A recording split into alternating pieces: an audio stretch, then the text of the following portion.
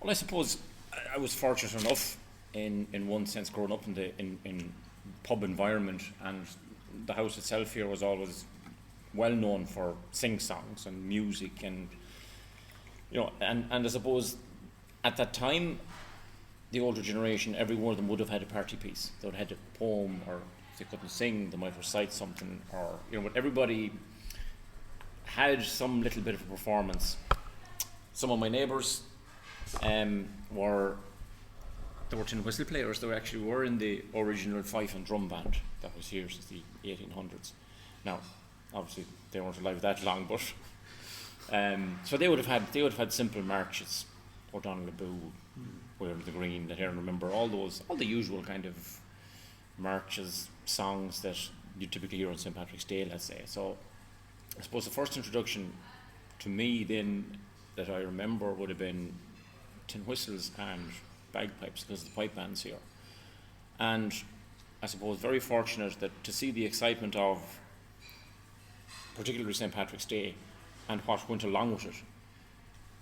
The music, dressing up, the sense of pride, people that you'd see every day of the week, and next thing all of a sudden you see them dressed up and in a pipe band in full kind of military rig out, marching with pride through the village to meet all the other pipe bands from the other villages.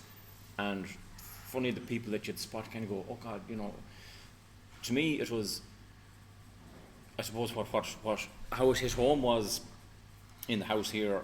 I was the youngest, so at one point my father Michael, my sister Deirdre, my brother Alan, they were all in the pipe band, and of course I was going to follow that as well.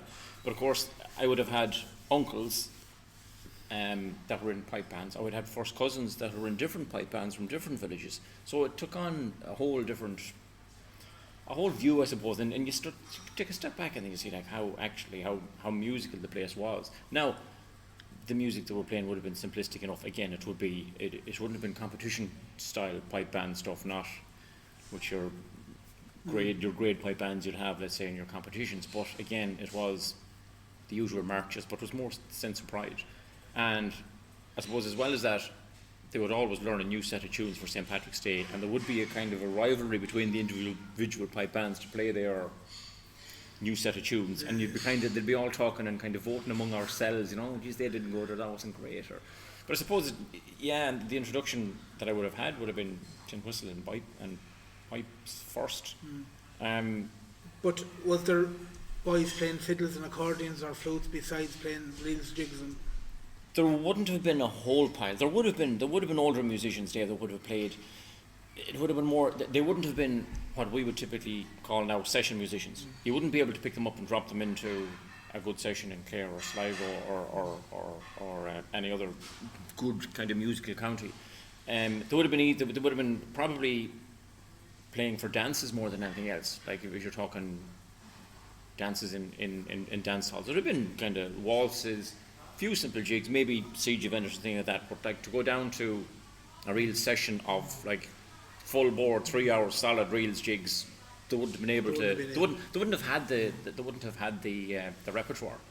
But and then in listening to them, when I started getting interested in it, I don't know, was it the case that when the pipes suddenly came to Achill, that it was like fresh, it was new, that I'd say it eroded an awful lot of it. Now my grandfather played the fiddle, and a lot of the other older men of his generation in the village did as well. He had died before I came along, so I never had the opportunity to hear him, but from what I know from my father and from my uncles and people that would have known him, said he would have played a lot of Scottish type of air. That connection was there, and that was through potato picking. I mean, my own father was over in the potato fields when he was 13, picking potatoes. So you know, a young kid. And it wasn't just boys; it was girls. Anyone that was fit and able. So I mean, they brought that. They brought that sense of Irishness with them, and yet my father never played an instrument as such. Good singer.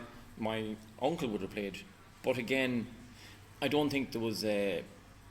I don't think the drive was really there behind them. They didn't really see the end of an end game in relation to, yes, I can play an instrument. It would be very regional, very localised. Oh yeah. And with some of the characters that you'd know that play the music, could you honestly say that you can hear a bit of that in their playing? Yeah, I would have, because again, to me, they were individuals more than, you'd never see a group of them playing together. Playing on their own. On their own. They might come in and there might be a sing-song and a fellow might play a tune or two and that'd be the end of it. And as in particularly with accordion players, the fiddlers weren't really that overly, wasn't that many fiddlers here locally. There would have been a handful. Now accordions, I suppose like any accordions were common everywhere. Particularly Mayo and Galway. Yeah, and I know of two fellas. One man, Mick Fadgen, who lived back the village and was heavily involved in the pipe band as well here, was a lovely accordion player. And another guy in the village in Ducanella, Pat Mack. Again, they would have had simple waltzes and la la la, but it's when you sat down and you started playing with them, and you know, when I was getting interested in music, right, there weren't that many, let's say, while these boys had their local style and everything else, there wasn't anything really exciting for me.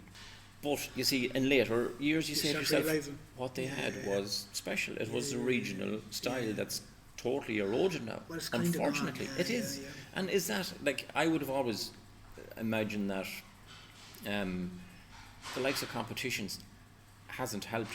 While it has helped hugely, I suppose, in the development of music and the development of technique and the development of your ornamentation and how you play a tune a certain way, the whole regional style of approaching that music, if you went up in a regional style, you won't get anywhere in a competition because it's not. And unfortunately, that's so. As you said, I remember talking to Padre Aria the one time, and he was saying, like, if I want to buy a CD of Mick O'Brien music, I will buy a CD of Mick O'Brien music. I don't want to buy a CD of someone pretending to be Mick O'Brien. So, I mean, that goes for a lot of things. Now, again, if you listen to the players today, like, the bar is so high, the standard is high than where it was, I suppose, in our days. But yet, if you were turning on the radio, and you hear Tommy Peoples, it's Tommy Peoples. You put on Joe Burke, it's Joe Burke. Where you listen to the newer stuff, you can't really ascertain where they are or not. I suppose I don't know whether to think that there's a whole groundly kind of worldliness that organically these people had music. It was from the area that inspired them, and that's what's coming out through their music. If you listen to if you were influenced by 5 different musicians in whatever instrument they play, and you said if you take a little bit from every one of them that you like, you're developing your own style, but it's not really a regional style. It's not bringing it back to a nice, easy, relaxed. Like you take, you take the likes of any of the Paddy Fahy tunes or any music in or around your East Galway, or that there's a certain associated with it, right?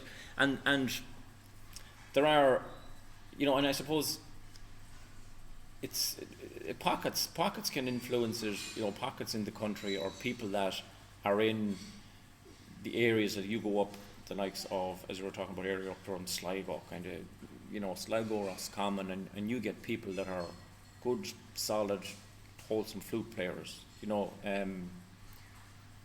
likes of like Harry McGowan, people like that just, they have something, Justins, Colm O'Donnell, there's a handful of them there that but they stayed very low. They stayed very low. Charlestown. And that's to go back.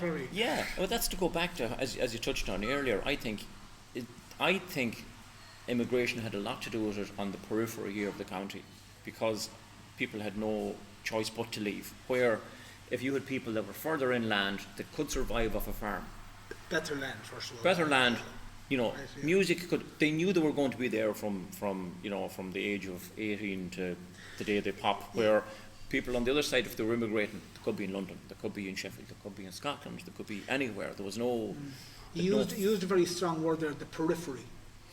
Yeah. It's more than my own part of the country. It is very much out there, isn't it? Like, it is. In that regard. Oh, it is. It's away from the rest of the country. It's away from the rest. It is. And I remember growing up here, and whether it was the older people or the mindset that was there at the time, and maybe it was because the other side of the country was such a long journey. if they were watching television, they said, oh, something happened in Dublin, or something happened in Mullingar, it was like, sure, it may as well have happened in Timbuktu. It was like, Just so far it's away. never going to bother us. It's never going to darken our door, you know. But yeah, there is that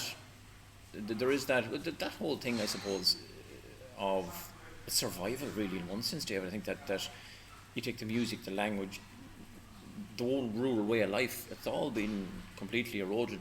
So there's no periphery anymore, really? There isn't, to a degree, no. I suppose what is there, it's a mindset of being somewhere rural now, as opposed to actually living rural. Let's say, like, it wouldn't bother me now to sit in the car and drive 2 or 3 hours, where that would have been a huge journey, like, go back 40, 50, 60 years ago. That was a day's work, It was a day's work. I remember, like, just to touch on one thing, when we got married here and we had our first kid, and my wife was from Dublin, Catherine, and we said, God, we'd go to Dublin for Christmas. And by the time we'd packed baby seat and this other stuff, the boot was full, and there was only one baby in the car. And I remember going into my mother and I says, geez, I said, we're fully packed now, and it's time to bolt off to Dublin. And I said, I don't know how you managed it. Like, the amount of organisation and plotting, have we got this, and the other, and she says, it was very simple. She says, we didn't go anywhere. And they didn't. When you look back, we never travelled anywhere as kids. Yeah. But I mean, that was, you might be all thrown in the car and go to town, but that's as far as you got. There was no such. But as you said, the kind of periphery thing, it's more. It's a mindset. It's a mindset now. It's a mindset. It's kind of like living here. Having lived in Dublin for 10 or 12 years and coming back here, you feel as if you get 10 years back in your life, or you come down for a weekend, you just totally switch off. It's kind of a separation more than, the journey in itself is, you just know you're going somewhere that's up wild and, get in touch with nature and the whole lot. But for you it was home, huh? For me it was home. For me, growing up here was national school. Brilliant, couldn't beat it. Come to Intercert, and then you're thinking like, leaving cert, there's nothing in the place. You're a teenager. Everyone goes through the same thing. Nothing here. I'm just chomping at the bit. Couldn't wait to leave. And then you leave, and then you discover, you get sucked into another lifestyle, altogether, another way of life, and you're observing things. You're kind of like, oh Jesus, I'd love to be back home again.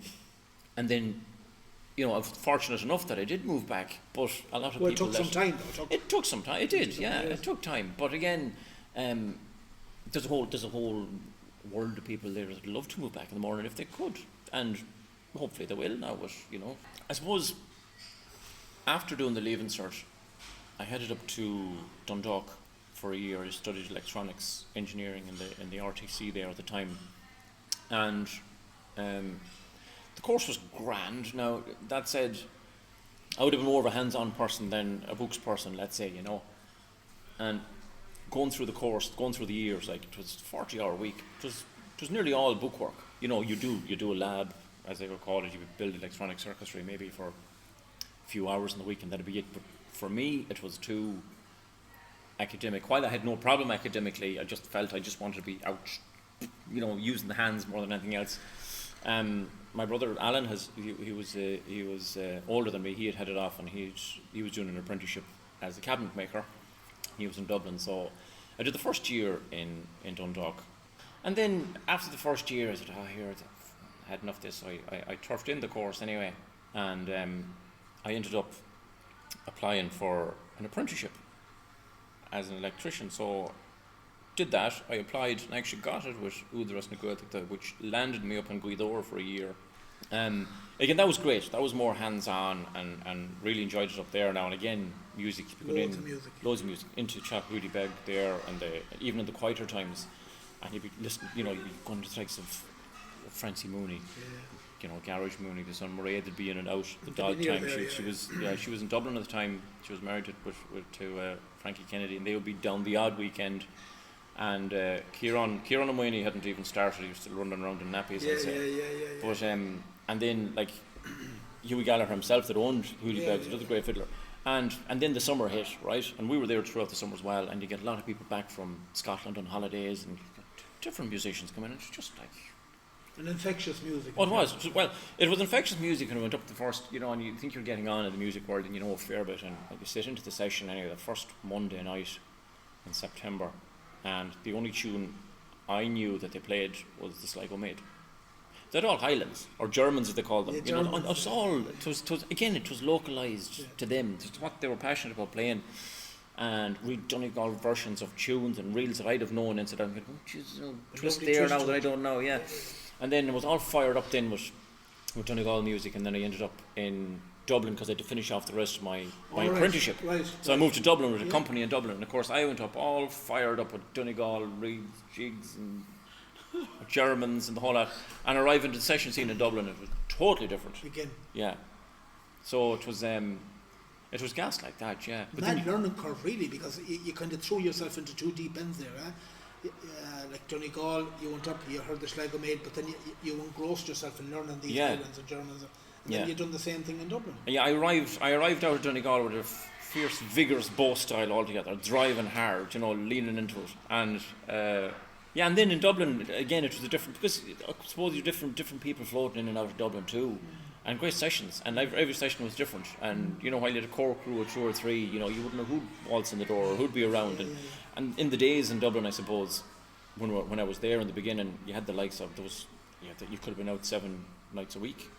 You could have been out 8 or 10 if there was 8 or 10 nights in the week, you'd have 3 or 4 sessions on a Sunday if you wanted, And you had the pubs, you had the likes of Hughes's, that's only recently closed actually there in Chancery Street. That was booming. The Ferryman was booming. You had Slattery's, you had the Barn Owl, you had loads of them. There was McNoon's, another place in Stony Batter there. And they had mad interest in music. It wasn't just, we have a bit of entertainment for the guests. It was hardcore. You take even the likes of the Cobblestone. Hardcore music. You would get good, serious musicians into these places, and publicans that appreciate it, which was huge. Because then the boom hit, and a lot of these places they weren't in vogue anymore. Like the Ferryman was ploughed out within the hotel building, so the whole traditional scene just didn't feel, and it was whittled down to a few decent pubs. But then at the same time as that happened, a lot of people kind of drifted away from Dublin. We'd all have gone through the mighty years, and next thing, whether it is getting involved or getting married or got out, and then it is, and then other priorities then come on the stream. It's just not just you can't be out every day of the week now, like type thing. You might have commitments, or you might have you might have kids, and you kind of go. But you still get people. It doesn't bother them in the slightest either. Fair play to them. But I suppose people's circumstances change, but then it's like everything else. I suppose there was more money around. Everybody was getting paid more, in their day jobs. So everything, like as I said, the income and tide will raise all boats too, to a degree, But then you have to say, what's it all about? Basically, the question you asked yourself. That's what I asked myself. And I said, do I want to be up here racing around like a lunatic, or be down in Achill building sandcastles? No, I got married actually got married in Achill here, actually, believe it or not, and to a Dublin girl who knew Achill very well. And we're back up to Dublin then, and we're thinking, right, it was decision time. Right, if you plant roots in Dublin, you could be sucked in there for 25, 30 years easily. Because you don't know, maybe kids will come along, they need to go to school, they'll get, they'll have friends, you'll la. So he kind of says, we didn't discuss it too much now, I just put the foot down for once, and I says, we're moving west. And that was grand, and we did. We bought a shop here in Doha, in the village here in Achill, and had 10 mighty years in it, really. Kids came along, and that was grand. But it was, I suppose I was I felt comfortable. I was among my own. Those people, the older people, would have known me better than I'd have known them. If you know what I mean, they'd have seen me growing up, and they'd be able to tell you about stories, or left their bike up against their gate, or But then there was that whole sense of, I suppose, joy on their behalf too, because I was young at the time. Someone young, I suppose, a young couple came back, and they're giving this place a go, and Does that mean something to you though? Like the fact you're coming back to the place you're from here, the west of West Mayo. It did, David. I suppose I knew in a small grocery shop you were going to be doing 65, 70 hours a week. That didn't bother me. to the end, and I never regret it. I never regret it any more than waking up and saying, "Oh, I have to go to work."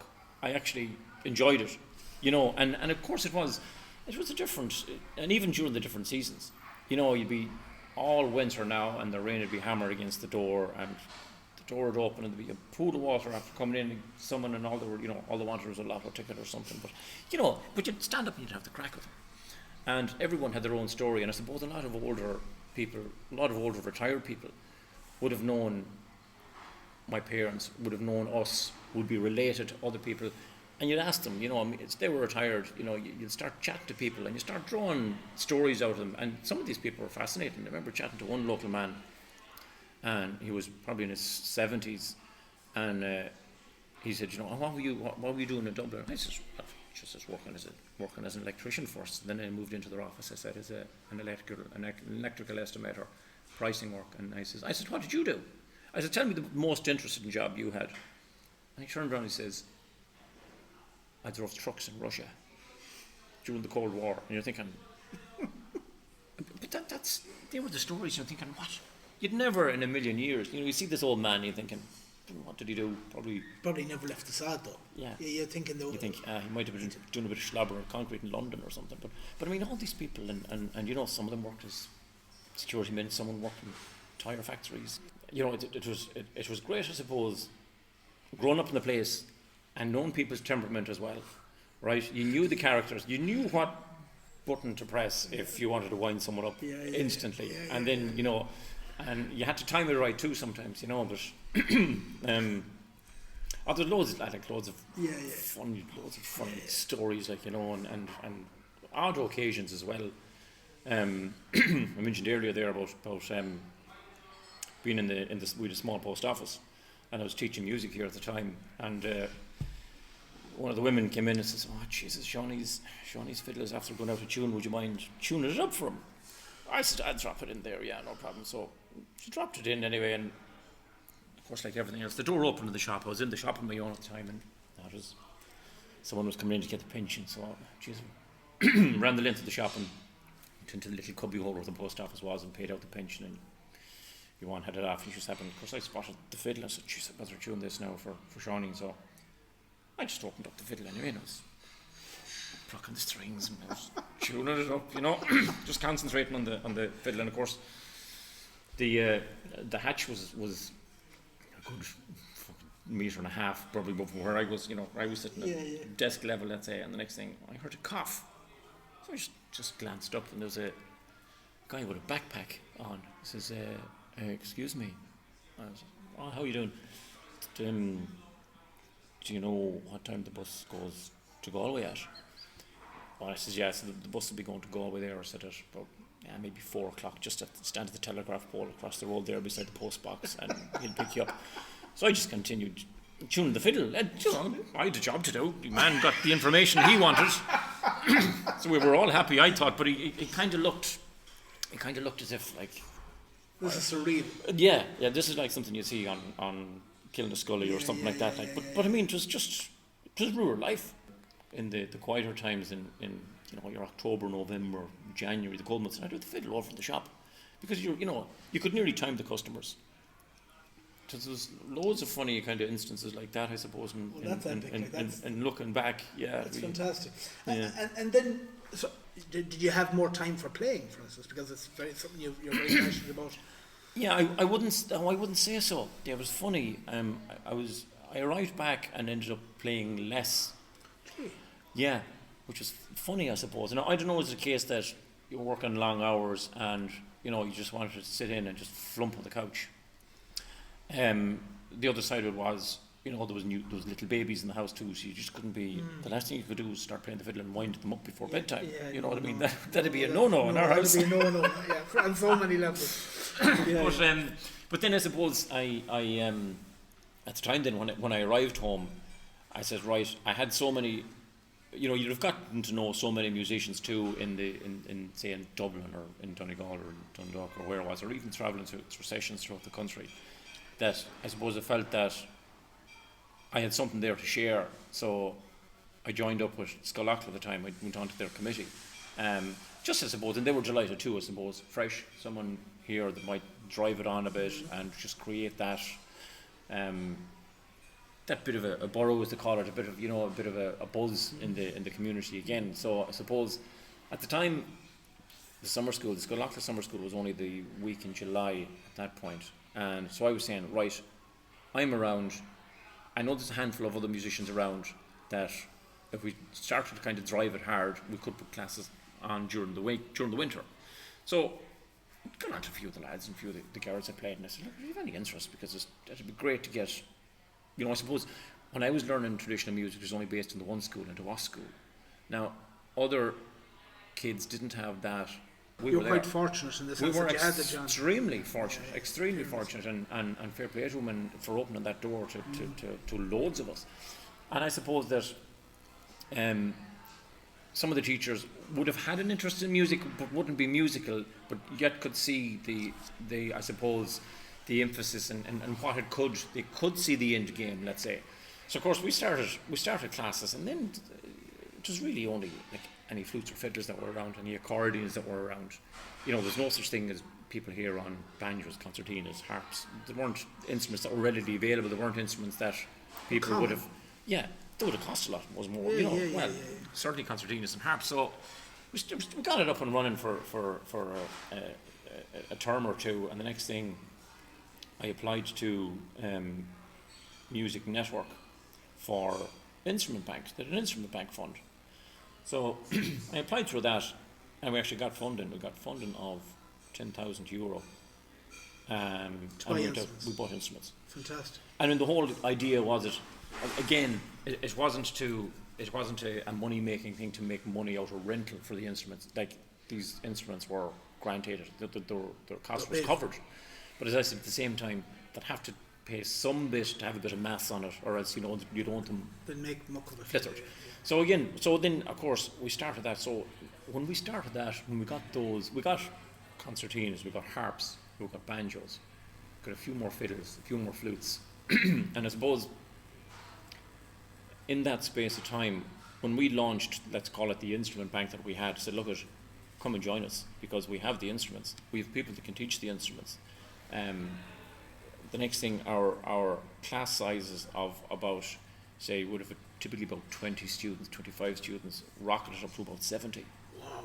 So I mean, there was a great buzz on it there. And was that during the winter? That was during the winter. That was just all local. That was all local school kids, and that was going. It was still going up to last year before this COVID thing hit, but. Having travelled around, no more than yourself, let's say, I know you're out of the country for a few years, but at the time we were very fortunate that the people that we looked up to, they weren't that far ahead of us in years a lot of the time. No. They might have had 10 years, maybe 12 years. And of course there's that next level, that next pool of people that have made it now, would have been known to us as session musicians. You're rocking to the likes of Matt Molloy's, and people will travel back from wherever in the world to see Matt Molloy, and Matt will have, how you doing, lads? It's the crack, and pure, problem. No problem. But and as I said, like 99% of those musicians don't have any years of graces about them either, and they'll make great time. They'll meet everyone on the level, and it's that in itself is a trait. I don't know. Does that bring them right back to when they were learning? And it's funny, as you said, you look up to people, and there's people and there's people you might not particularly know at a moment or during a time. I remember in this place we are at the minute, Scoil Acla had only started, and I had only learned a few simple polkas, is all I had, and yet Josie McDermott came up to play at the area, which was the open air concert, and they arrived back here. And they had a few tunes, and at the time I didn't know who Josie McDermott was, and chatting to a absolute gentleman, and to have been included, to have been, I suppose, coaxed to bring in. I was here. I only know, it doesn't matter what you know. Come in here, and we'll play them, and we played them, and that was like, it's only years later you kind of discover, Jesus, she's Josie McDermott, and then you'd have learned the tunes that He'd have composed, and the tunes that were associated, and the style that was associated, and the car kind of goes like, geez, I played with a legend. I played with a legend. Paddy Fahey was playing a session in Galway, and some fella, Frank McGann, if you ever met, actually down at the Cooley Collins weekend, and I was part of the Frank McGann All Stars. It was myself and Frank McGann. Frank McGann said to me, "Oh, Gielty, you better be good because you're replacing Tommy Morrow as the fiddler." So I was brought into the band anyway. There was Frank McGann, obviously the bar on. There was myself on fiddle, John Wynne on flute, Porrick Morell on banjo, Peter Gallagher, wow, Mayo, Peter on box, and Bernie Keneally. Wow. So we were the Frank McGann All Stars, and we just, I suppose, in Johnny O'Sullivan's hotel, and we were stuck into a session anyway. And the next thing, was playing it. I ended up playing a few Paddy Fahey reels anyway. And I ended up playing them on my own for some strange reason. I don't know, I think John Wynne was up getting the drink. And I took notice just of an older man, and just glancing around, that's all it was. And McGann had tapped me on the shoulder afterwards and said, "Did you see that man that was looking at us?" I looked up, I said, I didn't 100% like focus on him, let's say, just kind of glanced around. He says, "That was Paddy Fahey." Jesus, or you'd have met someone, or the likes of yourself, if you're in a gig, right, and you've lights on, you don't know who's in your audience until after your gig, and sometimes you can go like, Jesus, they were there. What year would you have joined that Scoil Acla? What year would that have been? Well, I started off the first year in Scoil Acla in 1985 playing the fiddle. Right. That was my first introduction to it, and I suppose then throughout the year, the difference was, I suppose, Dave, was Scoil Acla was a fortnight at that stage. It was run for 2 weeks. Wow, okay. Now it was morning and afternoon. It was absolutely, I'd rather have ran 10 marathons back to back, because it was serious going. But I mean, that said, talk about intense. I know. If you didn't know your tunes, you'd be coming home and your head would be absolutely lifting, but it'd be lifting with music, which was great. And I suppose then, the winter time, you're kind of left to your own devices. There was nobody else here that could have helped, really, if you know what I mean. So, again, you were kind of put on the train tracks in relation to technique and style and the do's and don'ts, and after that, it's tune pumping, as they call it, once you get on there, once you get the wheels going. Yeah. So you're kind of left to my own devices then for the winter time, but then it was, you're listening to everything. The tapes were you were listening, you'd be waking up on a Sunday morning now, do do do do do do do do, you'd be there's Kieran McMahon on, or you'd be listening to Joe Byrne. Joe's program would have been on a Saturday night, which was brilliant from 8. And I remember at one point, because of where I am, I was studying for, it must have been the Intercert, I'd say, up in one of the rooms upstairs here, which is facing south. And I was supposed to be studying, but I was fiddling around with the radio, and I just caught a bit of Clare FM. I said, this is great. Clare FM. So I rigged up. I was always one to be fiddling around with wires and bits and pieces. So I rigged up an external aerial. So just stick it out the window, and you get Clare FM. Wow. Perfect reception. Brilliant. Straight south. And music. That's all it was. And then of course you were hearing musicians that you wouldn't have typically heard. You were hearing names. You'd be hearing like, oh Jesus, the Custies would have been on it. Owen O'Neill would have been on it. And suppose that those musicians that were based in around Clare or Ennis or anywhere in that. Because again, it was a local radio station, and then you were picking up tunes and you were giving them a go, and you're like, yeah, that's great. And then the next time you're getting all fired up. Then I suppose bank holidays would always have been milestones here, because you'd have always known there'd be musicians around. My first cousin Kieran O'Malley was an uilleann piper. He was in Dublin at the time. There was another guy, a local guy here, Tommy Barron. He was a guard. He was in Dublin. He was a fiddle player. They'd be coming home. We all kind of started around the same time, so there was that. As I mentioned earlier, the kind of rivalry with the pipe band, there was always this kind of pressure. You have to have a few tunes at the bank holiday weekend, because the lads would be around, and it'd be like Friday night, Saturday night, Sunday night, maybe a tune on a Monday afternoon before we head away, and that'd be it. And I'd be happy out then, and it'd be better than during the summer, because you'd never know who'd be drifting in and out. And then it'd be Scoil Acla time again, and you'd take on all the music. And then as you got older, then you'd be able to travel. You'd come to your flats, you might go down to, you might go down to Ennis, you might go up to Sligo or wherever. But and how important was the Mayo musician to you? Because you mentioned an awful lot about the ones coming in from abroad, or Dublin or Leitrim or Galway or whatever. But then the Foxford lads, ourselves, Joe Homa, whatever, you'd have kind of, because you hung around with Tommy and the lads from Foxford, you know them lads, and because there is a good scatter of musicians. Oh, there's an amazing. I mean, even you go up around Ballina and itself. I mean, everywhere has their pockets. You know, as I said, up around your direction. And I would have always had, I don't know, I would have always been honed in more to Mayo musicians, and I don't know, is that a case because at the time I didn't think the musicians here were on a par. On a par. Yeah. But yet at the same time there was something special in listening to like the swing of Joe Carey and Paddy Mills playing. You know, I mean, that's gold. John McHugh in Foxford. You know, and the older, and I suppose again, as I said, they kind of learned from their elders in that, so that there was that organic kind of link between. So the regional or the local style was kind of continued on somewhat, like by these older. By those, it would have been, to a certain degree. But again, I suppose at the same time, it could have eroded altogether. Was it not for, I suppose, the big, I don't know, what was the main catalyst for our generation to get all fired up for traditional music to become popular? Because when we were playing it wasn't particularly, no, we were rolled out for Scoil Acla because like, it's a box ticker.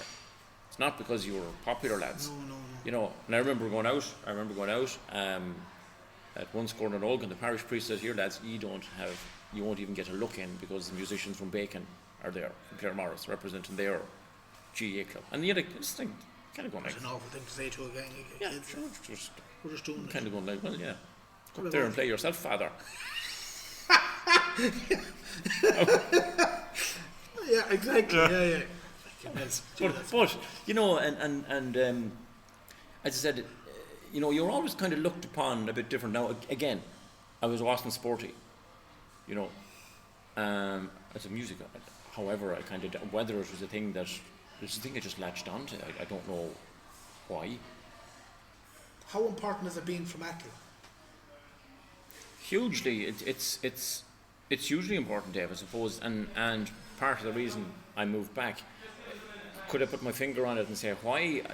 I don't know, and it's maybe it's only since I did move back you're getting the fuller picture. You're getting a complete kind of knowledge of, I suppose, how hard it has been in the past for the previous generations. I mean, if we look back at our generation, right? Our generation certainly didn't have to work as hard as our parents' generation. Our parents didn't have to work as hard as their parents. So when I'm looking at the next generation, I'm looking at my kids, they're not going to have to work as hard. So I don't know, is it the case that you're instilled or you have some connection to the land, you have some connection to the culture, whether that's the language, the history. It's complex. It is very complex. It's very complex, and it's all very interwoven. But yet, that's, I suppose, it's the fabric of the place. And you know, you'd say, well, what does Achill mean to some people? You'd say, well, Achill to me means summer holidays, or Achill means basking sharks. Achill means, you know, highest cliffs in Europe. For a local person to say, what does it mean? It's a harder one to answer for a local person, huh? Is it? It is. It probably is. You know, you get people that I used to see it in the shop. People would say like, "Oh, sure, why did you move back?" I said, "Why not?" You know, you could have yes, I could have moved to Barbados and be selling pina coladas in a grass skirt or something, you know. But I don't know what it was. Was it the case that I had, maybe it was grown up here, maybe it was, you know, grown up in the bar where the door out of the kitchen led you behind the bar, and the first thing you'd see is 5 lads with peaked caps sitting around the fireplace and them chatting and having the crack and on about these guys who I would have thought were ancient, were probably only in their 60s. But yet, the crack they would have had, the stories they would have had, you know, the simplistic way of life it was then too. Now, it's not that simplistic anymore, but I mean, that whole connection, let's say, that they had an attachment to the land and to the sea where we don't rely on it as much. No. We don't have to. No. It's not needed for survival. So do you think that romantic image that we remember of them 4 fellas sitting around the fireplace with peak caps, do you think that has diminished somewhat? Totally. It has, yeah. We've gone awful posh. You know, I mean, I'm looking at my neighbours, as I mentioned them earlier, the Joes, the brothers, McNamara's, live next door, 2 bachelors. And, like, they had a very simplistic lifestyle. You know, they had their haggard, as they called it, up the back. And they would have done, you know, sown a bit of barley. You know, maybe had a few sheep, maybe had a couple of cattle. But, again, they weren't in it for, no, it wasn't a big industry, it was survival. But yes, a simple thing, the whole nature of them. I mean, as I said, I went off to serve my time as an electrician, and there was that fear, I suppose, in that generation of electricity or plumbing. Don't touch it. It's new technology, right? I mean, these people, you know, it was 1947 before there was a light switched on. Yeah. And so the boys came over to me, and and I was in the bar one evening, and the one says, "Oh, geez, the bulb is gone in the bathroom. Would you mind changing it?" I said, "No, absolutely no problem." But like that fear of, don't go near it, it's not a bulb. So I said, right, no problem. I said, I'll be over in 10 minutes. So, and I went over, they had the bulb and everything, so I went over and I changed it. And the hand went out, you know, with the thumb folded in behind it, and I was going, that's, no, leave it where it is. But it was such a big thing for them. The bulb, you know, it's, you know, it probably improved. They wouldn't miss the pot now because the bulb was on, you know what I mean? But at the same time, so I was coming back, and I came in the back door into the kitchen, and that was it. And I said to the mum there, I said, I went over and just changed the bulb there for the shows in this ground. Next thing I heard a knock, and then I heard a knock on the door, and I said, I'll just go to the back door and see. So I opened the back door, and this vivid image of one of the lads, one of the Joes, who said was probably in his mid-60s, with the kind of peaked cap and the tweed jacket and the little hump, and he was walking back the grass track, I suppose, between our house and his house, and he was walking away from me, and left at the door was a bucket of potatoes as a thank you. I mean, you know, and what it meant, you know, I suppose to them, we don't have a lot, but we know how we can give you that. You can, you know, it's just simple. But would you get that today? No. If you said to a young fella, I need a hand fencing for half a day, the first thing will be, law of a mock, how much did I get for it? I think that whole sense of connection, community, neighbour looking out for neighbour is gone.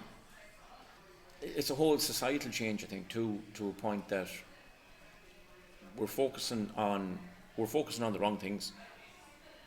I think it's like everything else. If you want to go and visit a neighbour now, it's probably easier to get an audience with the Pope. You have to say, I'm going to be, I might call to you at 8 o'clock, or there's no such thing anymore as rocking up. As they would. The front doors were always open in these houses, and you'd walk in, and you're, like we would have had. It wasn't strange for someone just to show up. So, now it's like inconvenience. How dare you be here? Oh, at Coronation Street now is on in half, now in 5 minutes. You know what I mean? Where do you think you're going? You know, where the thing of someone walking into the house, television off, radio off. How are you doing? How are you doing? Tell me all about it. How are you? Everyone rushing and racing, and it was so fashionable to be busy.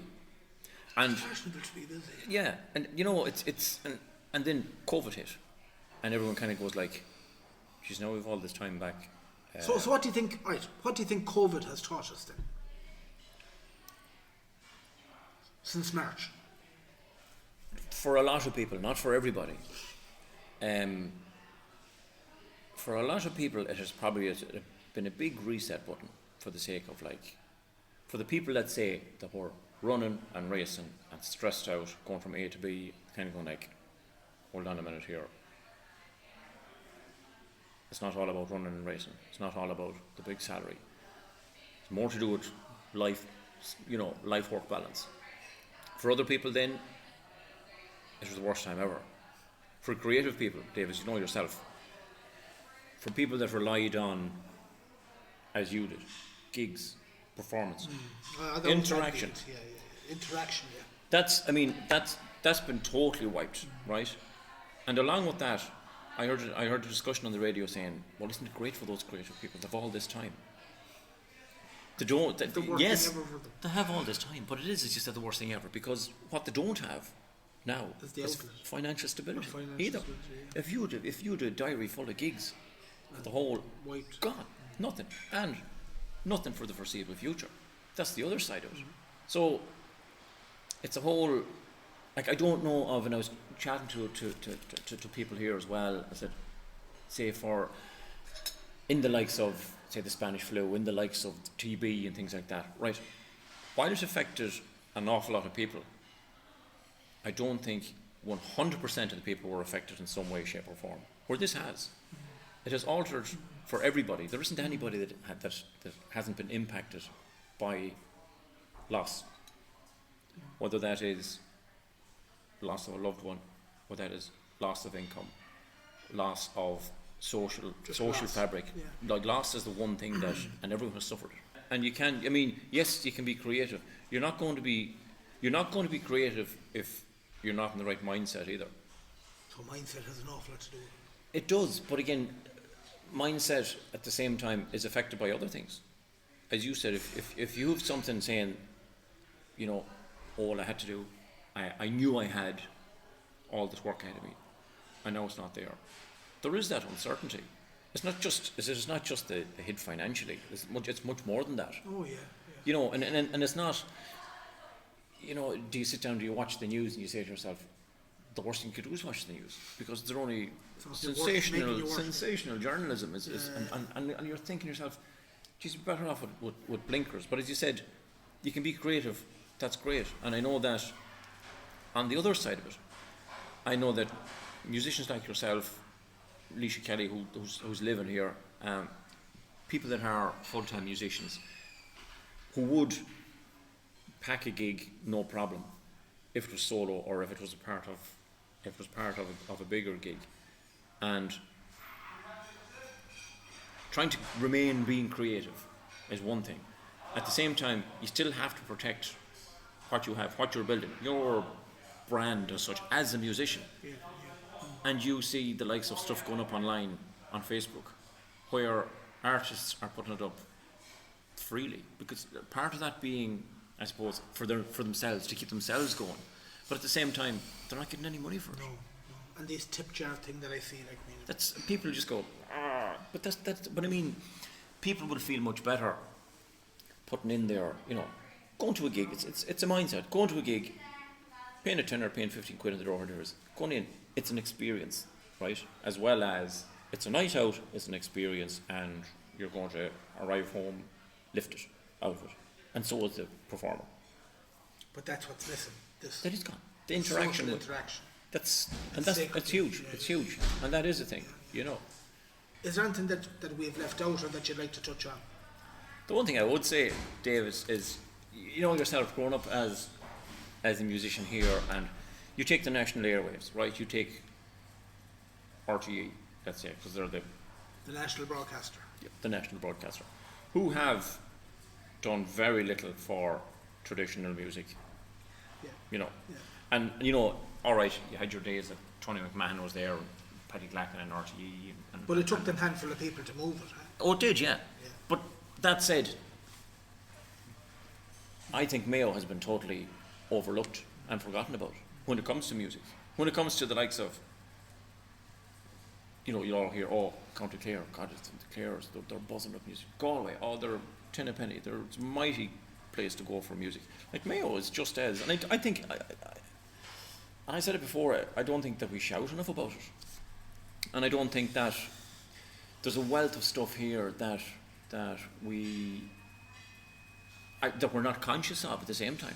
That is, you know, that there's tunes being played that you kind of go like, Jesus, I didn't realise that was a Mayo tune. I mean, Emer Mayock is doing fantastic work there with the music of Mayo. Right, and like, to have gathered all these tunes and make them available, put them up there.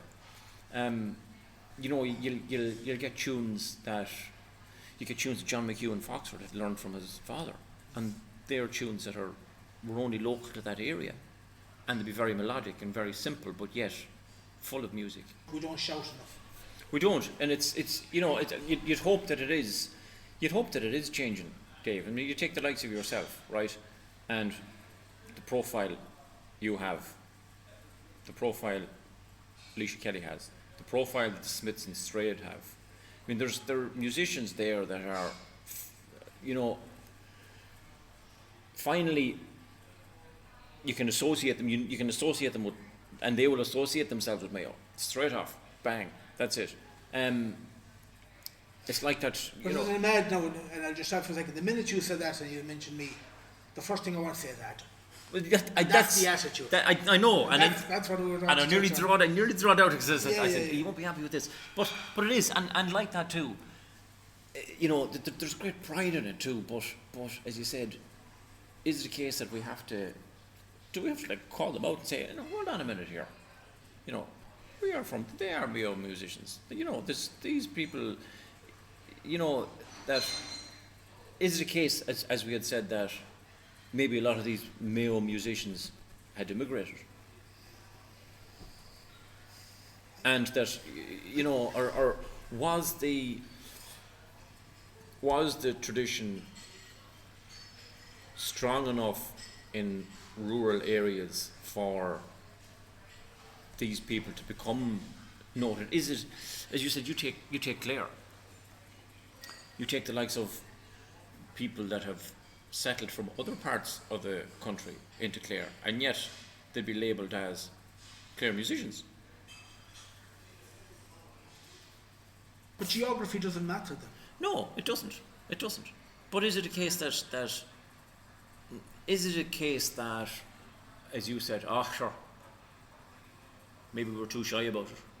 Maybe we don't take it as serious as we should. Maybe it's a case that those weekends here that Kieran O'Malley, who had mentioned my first cousin, the Ellen Piper, moved back about 15 years ago. Leisha Kelly had moved here. John Butler from Dublin, an Ellen pipe maker, lovely player as well. And who's an Achill man now. An Achill man, as we said, an Achill man now. And we had said, geez, when I moved back, I said, God, it's great. We'll have sessions now on a Thursday morning at 11 o'clock if we want, because we could.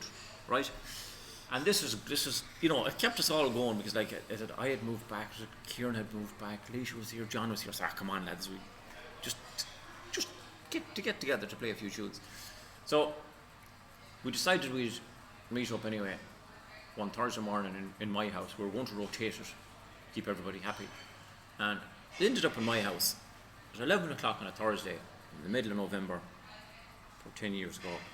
And we sat around and we had the crack, drank tea, not a note of music played.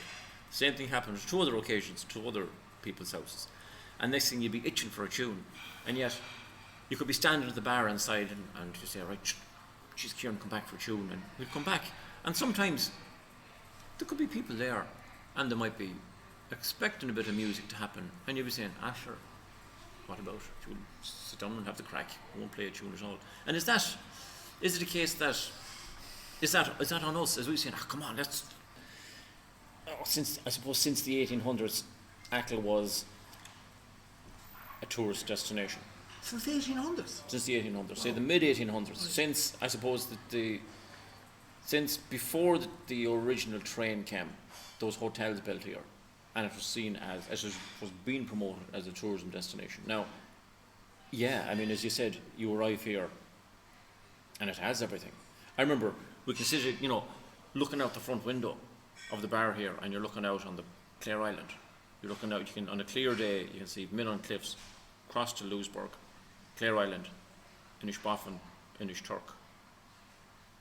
You see Turk, and the whole lot of them, Clare, Turk, Boffin, on a clear day. And it's just, I remember saying to one of the old fellas, I said, geez, I had moved away at that stage, and I just moved back to Achill, and I was thinking, oh God, isn't this it's gorgeous. Spring morning, God, the sun out there, and the silver sea, and it glistening, and where else would you want to be? And I remember saying to one of the old lads, I said, isn't that just like fantastic, that view? I said, and he turned around to me and said, yeah, but you can't eat it. Nice and all as it was, like it won't put food on your plate, But I mean, to other people, as you said, it's like, wow, look at this. It's. We mentioned Paul McGrattan earlier on. When Paul arrived down here first, and like during Scoil Acla, he'd be teaching music during the day. He'd have the afternoons free, right? And in them years, you'd have the likes of Sean Potts around. You wouldn't know who'd be around. They'd be coming in and going out. And Paul McGrattan says, like, he thought Achill was like the Olympics. He says, right, you can do your classes in the morning. He says, in the afternoon, you can go kayaking, you can go swimming, you can go, you can climb a mountain if you want. He says, you can go fencing. Now that'd be with a stake and a few staples. It wouldn't be, the white suit with the sword. But he said, there was just so much to do. He said, you had all the beaches. Just like, he says, you couldn't pack it in. You couldn't pack it in a week. But you still couldn't eat it though. During when I had the shop at the time, you'd see people, there may be retired people, and they'd say, oh my God, it's absolutely beautiful, and the pipe dream, you could see this pipe dream, they said, geez, we'd love to live here. And I'd say, come down November will test you. That's just when you're going out and you're trying to find your wheelie bin, or the clothes of your line that have ended up in Clare Island, wrapped around the lighthouse. Yeah. But it is. But that in itself, then it's off like anywhere else in the country. When the sun is shining, it's nowhere like it. But the other side of it too, there's fantastic energy, and like you feel alive when you need your two hands to close your car door because the wind could clean it, take off, swipe it off. You open the door and you get rattled by rain hitting the sideways. The waves on there thumping and the sound of them, and just, it's like you wouldn't want to be anywhere else either. But I mean, to other people it's like, oh, okay, I'll go down when it's 26 degrees in the, And that's hot. The memory they take away with them. And they remember the summer sunny days in Achill. Yeah. And they don't want to come in. Do you think there's a great resilience in people here? There is. It's like, and I'd say as well, we're totally different, even though you say, Achill Island is classed by, in some cases it's classed as an island, and in some cases it's not. There was above in Oris and Oakthorne there a couple of years ago, invited to a garden party, and Michael D. Higgins invited all the islands. And it was people who had contributed to their communities, right? I was there, I represented Scoil Acla, my brother Alan was representing the business community. There was other different people that in different facets in the community, in the communities on the islands. And Michael D. Higgins stood up and he said he'd like to welcome everybody from all the islands of Ireland, and he said he would also like to welcome the people from Valentia and from Achill. They were semi-detached, right? No, he made the distinction, right? There's bridges onto them, so you're kind of just in there. But in regards to, I suppose the resilience, we wouldn't be half as resilient as our other island neighbours who are totally cut off.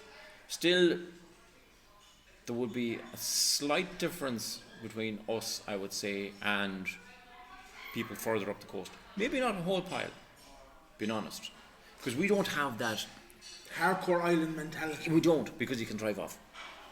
The escape route is there if you want the way out. Off you go. You can go to the nearest. So I would say between us here and people down in Knockblane, people down in Fodoo or anywhere like that. There's no real. I don't think there's any huge. I think rural is rural, and I suppose we've a lot more in one sense than maybe people that are living rurally. Yeah, we are. Yeah. And it's a thing. It's a thing you don't think about. You get on with it. Remember when I was in Dublin and people were saying, I remember trying to explain to people, just like, where's your nearest town? I said, well, if I wanted a pair of shoes in the morning, I said, on a Saturday, if we needed shoes for if we need shoes for school, I said, our parents would have to drive us up to Castlebar, which would be like a 2-hour round trip. Like, what? To get a pair of shoes? I'm thinking, yeah, but you kind of discount that first hour because you have to drive that first hour to reach civilization. That's the way. Bright lights, neon lights, great, town. But at the same time, it's great to see them in the rear view mirror too when you're driving away. There's a lot to be said for that.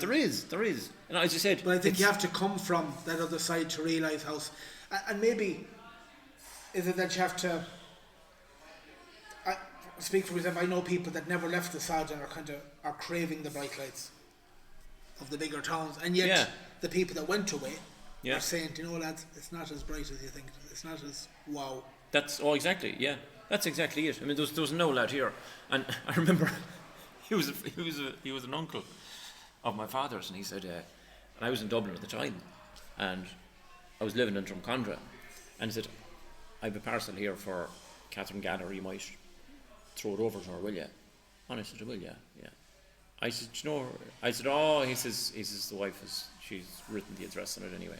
Actually, you'll throw it over to her house. I said, I will, yeah, no problem. So I got the package. She was living in Tala. Now, to the man that never left here, I thought, from it's Dublin. Here, 3 miles over to Keele, drop it into the house. And I was thinking, it's like nearly an hour later I arrived back, and and another fella that was here ended up going to Dublin one time, and I don't know how it happened. I ended up walking alongside him anyway, bringing him into town for some reason anyway. I was driving at the time, I suppose, and I knew he'd give me 20 quid to bring him into town. So but like that, walking up Grafton Street, and to me it's like Grafton Street, so busy. And he turned around to me and he says, "Where's everyone going? Why isn't there anybody working?" That was it, thinking that all these people were all on their own individual missions, but like there was no one working in the country, and like where were they all going? Like, where were they? The mindset would be like, there's no sheep to take care of. Are they going out to cart out a stable or something? And them all busy in their own worlds. He just couldn't get over this. But do you think the young Achill people would have a bit of a more in common with the Grafton Street or O'Connell Street? Do you think that there's less of a... They probably do now. I'd say they do now, yeah. I mean, big culture shock for us arriving up, or the only thing that ever started around here on time was Mass, really. And like, you arrive up in the morning and you jump on a Dublin bus at 7 o'clock in the morning, because if you don't get that bus, you're goosed. You could be 20, 30 minutes behind yourself, 40 minutes, and it's I suppose you don't be long getting streetwise either, but a lot of it too is it's one of the best things you could ever do. Take a young person out, just throw them in the deep end. There you are, fend for yourself. Get on with it. Get on with it. It's like, I remember queuing up at the phone box across from St. Pat's, where St. Pat's is in Drumcondra, freezing in the depths of winter, waiting up with loads of 20 cents in my pocket to phone home. And you'd be waiting, then there'd be some fella ringing his girlfriend, he could be on for 40 minutes. And then you'd hang up the receiver and you hear all the 20 cents going clunk, clunk, clunk, clunk, clunk, clunk, clunk, going for about 10 minutes. And you're thinking like, but that was part of it. It wasn't strange. No. It's strange looking back with our now we have a phone Oh, in our it pocket. is, yeah. So hindsight's a great thing. But we survived, like, I mean, and the peoples before us survived, and that's going back to the resilience thing. Like, your great-grandparents. That was hard, yeah? That was tough, yeah. That was like... I mean... I'm looking at, and I can totally relate to it now, Dave, and is it a thing that when you get older, you appreciate, the previous generations more? I mean, I'm looking up at my 14-year-old now, my 14-year-old daughter above the house, complaining about the Wi-Fi connection. And I'm thinking back, and I'm thinking, my father was younger than you when he was over picking potatoes in Scotland, sleeping in foreign land, sleeping in the barn, where they drove the cattle out, just put in the paddies. They thought that'll do them, let them sleep there, and up doing 12-hour days, And how, did you ever sit down and reminder of that with your grandfather when he was? Yeah. For instance, like how would that conversation go? I wonder. Well, you would, but you're like, what about? Yeah, turn up the heating there another degree or two. It was getting cold. I don't think there's no realization there. Like, the other side of it too is, we're all, and I see it now, it's a whole society thing. It's like, if parents could drive their kids in through the front door of the school to drop them off, that's what they do. There's no such thing as letting them off now. Very few let them off. They're hop up on your bicycle now and cycle to school like a good lad, or walk home. Like, it have to be dropped everywhere. I don't know, is that a case of, are we wrapping them in too much bubble wrap? You don't hurt them. Fear is a great thing. I wonder, you're right, because it has gone from walking the mile home to getting a bus, or mammy coming in the 4-wheel drive Volvo to pick you up. Kids are being raised in SUVs in the cities anyway. Yeah, definitely. But even you see it in rural communities. Now, rural communities is one thing. So if you had a school, for instance, not so much in Achill, where did I see it lately? A school in Kilmena, and you have kids coming maybe 15, 20 miles to that school.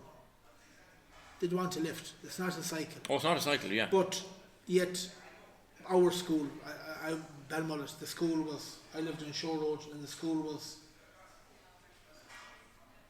500 yards. And there's cousins of mine that live where my house is now, and Mammy has to bring them. Oh yeah, In the SUV, as you said, and pick them up. Yeah. And if Mammy's 5 minutes late, they're fucking stamping their feet and Yeah. hands. Is it Mammy's fault that young one's crying because they're not picked up, or is it that young one has been born into a customised world where everything is right there? Yeah, that's exactly it. Everything is there. Everything is at the fingertips. There's no such thing as... Everything has to work. Everything has to be... The heat is just turning the knob. Yeah.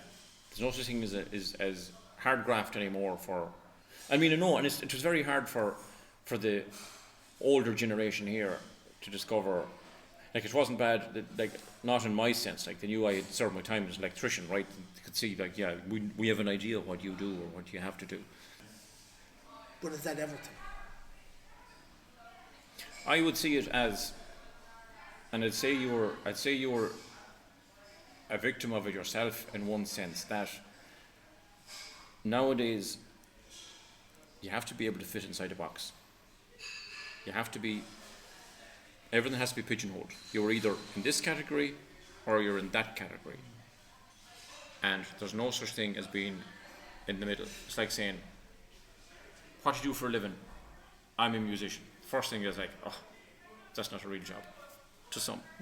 A real job is only, I sit at a desk, or I do this, or I plumb houses, or I roof houses, or like everything else. It's like, you go in with an ailment to a doctor, right? And they have to kind of, again, they have to find out exactly what's wrong with you, and then you're labelled.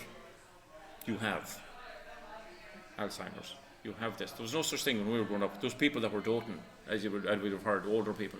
There's no such thing as advanced dementia, or, I mean, they're all titles. ADHD. Yeah. OCD. No such thing. Just put it back where you found it. Type thing. Just, you can't go around and just, have a tantrum, and you can't give a child a slap anymore, which it didn't do us any harm, mind you. But, so I just feel that it's and likewise with culture, I think there's a mindset there of people will see that, right, there's a fantastic musician. I think that there's another side, there's another logic of thought there by people who are thinking like, well, where's his qualification for being a musician? Where's the papers? Where's the papers? Where is, like, show me your accordion driving license. Is that changing? Will that change?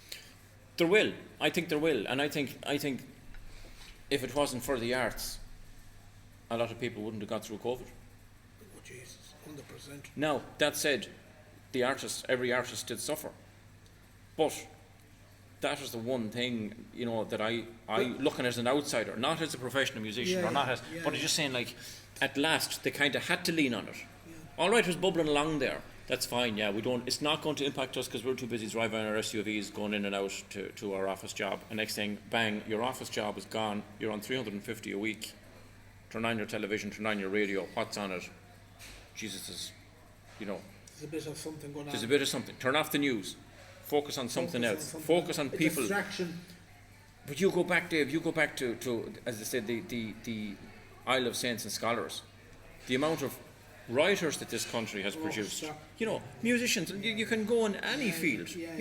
And yet, like, you take your Seamus Heaney's, your Paul Durkins, your whoever, your John B. Kane's, any of these that have got international recognition, and yet. It's the first sector that's hit the crisis, and that's the argument. It is. And the other side of it is, as we said earlier on, do we have enough mass on those people in our own country? I think more so. I think, yourself growing up and learning traditional music, being from a rural area, being from Ireland, is great. And maybe we didn't look upon it as being the gift that it was.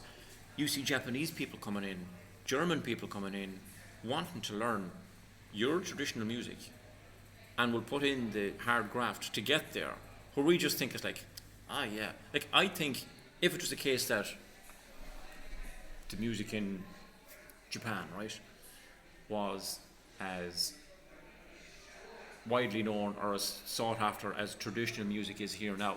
Would we be bothered learning their music? I don't think we would. What I noticed anyway was, say when we were growing up and you were playing music and everything else, and it wasn't overly cool, but yet that didn't bother us because we met other people who thought it was cool as well, right? And you could go out and you could have mighty sessions and mighty weekends, and you could end up staying in people's houses that you wouldn't have known 3 hours previous to that, and yet you'd have the big fry. It happened to me down in Ennis. Big fry on the table, fair play to you, we'll see you again soon. And your friends from then on. And then you're gone. And then you bump into these people 3 or 5 years later and say, geez, I remember staying in your house. Kind of going like, did you? And I'd have done the same here. People would have staying in my house and like down through the years, and you'd say, oh, I just remember the time. And I said, no, I've absolutely... Or someone would call up to the house, a musician would call up to the house, maybe from Tipperary somewhere, and they said, Jesus, how did you know where I lived? I stayed here. But, you forget about these things. Is it a music thing? I don't know. But, as I said, was it the popularity of Riverdance that just absolutely catapulted, probably to the international stage anyway? Was that a big help? It was certainly a big help for the Irish dancers. It probably helped the music as well, but... And as you said, and that comes from what you were saying about the gloaming, it just flashed into my head there. And we're thinking about Clonard, right? The theme for Harry's game, right? Now, if anyone else has said, oh, that made them that, and in fairness, they've recorded an awful lot of other stuff that has got no recognition, right? But as you said, are we pushing ourselves enough? No, we're not. You look at the likes of, I said, you take that pocket up there in Donegal, around Guidor. Well, yes, you take the Brennans, you take the Moonies, the Moynies, you take, any of the, there's great singers coming out of there as well. They are, and the National Radio studio right beside them, Radio Gaeltachta, they're in Derrybeg, and they can waltz into that any time. The Cassidy, you've all these that have, the boys are singing, Boys United Me, lovely stuff. National food stuff.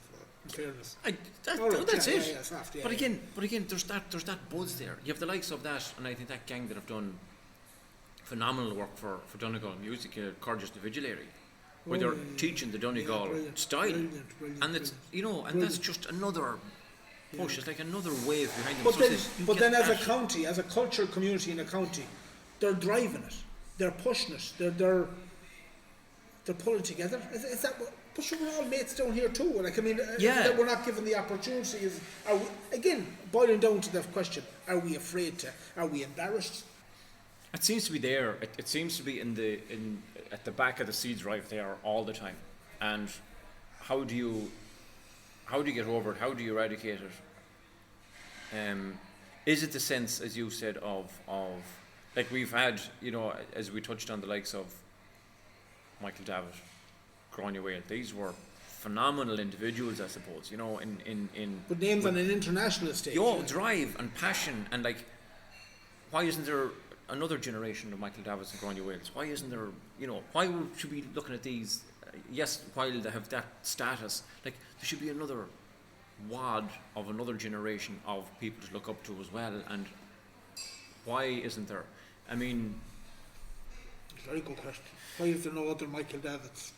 In the last few generations, in the 1900s, in the 1920s, in the 1950s, where Charlie Haughey, right, supposed to be born in Castlebar, but he was very suited. But at the same time, like is there anyone there that's blazing the trail that is pushing it out there? As I said, we mentioned there the likes of the musicians in and around Donegal, right?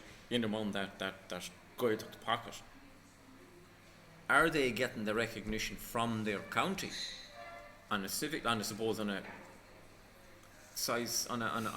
civic type corporate level from the likes of Donegal County Council? I probably don't think they are. I don't know. Are the county driving them? Are they driving themselves?